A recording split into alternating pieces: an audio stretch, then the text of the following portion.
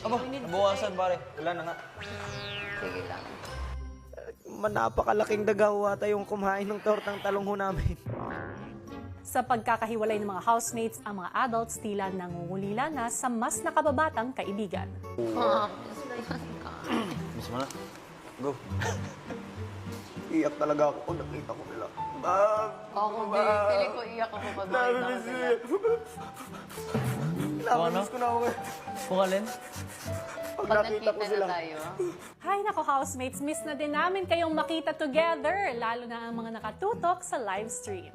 Hello Philippines! Hello world! Simula pa lang ng paghiwalay ng mga teens at adult housemates para sa kanilang weekly task. Pero ang tanong, sa gitna ng pagkakahati ng housemates na kung ano pa kaya ang nakahandang kamo ni Kuya para sa kanila? Manatili kaya yung tiwala at pagkakaibigan lalong-lalo na sa mga susunod na pagsubok at